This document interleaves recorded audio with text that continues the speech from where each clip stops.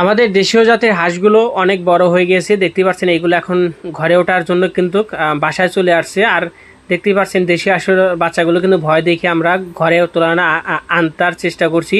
আর কিভাবে আপনারা দেশীয় জাতের হাঁস পালন করবেন এবং কম খরচে লাভবান হবেন লালন পালন করে, আজকের ভিডিওটা তাদের জন্য। Ramzan agro farms YouTube channel পক্ষ থেকে আজকের পর্ব হচ্ছে 23তম। আজকে আমরা আপনাদের দেখাবো আমাদের দেশীয় জাতের হাঁসগুলো আমরা কিভাবে আমাদের খামারে উঠাই এবং এটা উঠাতে কত সময় লাগে।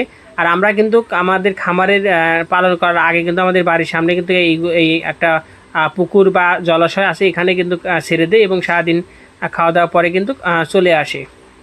তো আজকে আমি আপনাদের দেখাবো যে দেশীয় জাতের হাঁস পালন করার জন্য আপনাদের কি কি করতে হবে এবং কি পদ্ধতি পালন করলে আপনাদের কম খরচে অধিক টাকা মুনাফা ইনকাম করতে পারবেন আজকের ভিডিওটা।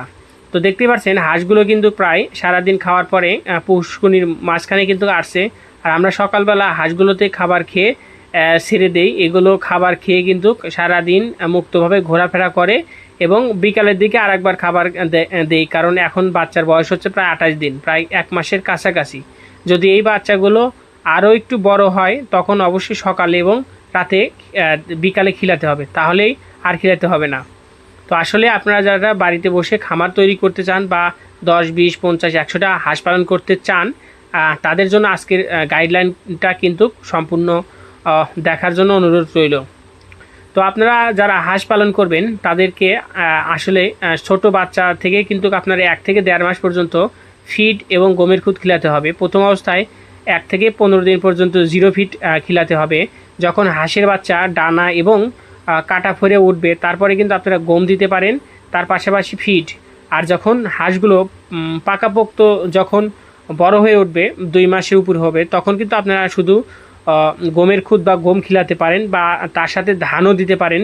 আরেকটি বিষয় হচ্ছে যখন পরিণত বয়স হবে তখন কিন্তু আপনারা গম এবং গমের খুদ দিবেন এবং তার জন্য কিন্তু আপনারা দিতে পারেন ধান। তবে ধান দিলে কিন্তু ঘাসে কিন্তু মুখে ঘা হওয়ার সম্ভাবনা থাকে, এটা কিন্তু আপনাকে সময়ে ভেদে বা বড় হলে তখনই কিন্তু দিতে হবে।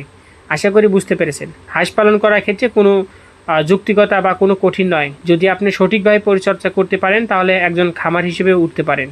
আমাদের বিগত ভিডিওটিতে দেওয়া আছে যে কীভাবে হাঁসের ছোট বাচ্চা থেকে লালন পালন করে বড় করবেন। ঠিক আজকে আপনাদের সাথে গাইডলাইন দিলাম। তো দেখা হচ্ছে আরেকটি নতুন পর্ব নিয়ে। আশা করি আজকের এপিসোডটা বা ভিডিওটা আপনাদের ভালো লেগেছে। যদি চ্যানেলটি নতুন হয়ে থাকেন তাহলে সাবস্ক্রাইব করে পাশে থাকবেন। তো দেখতে দেখতে আমাদের খামারে কিন্তু ঘাসটা উঠে গেল। আজকের ভিডিও কেমন হচ্ছে অবশ্যই কমেন্ট করে জানাবেন। ধন্যবাদ।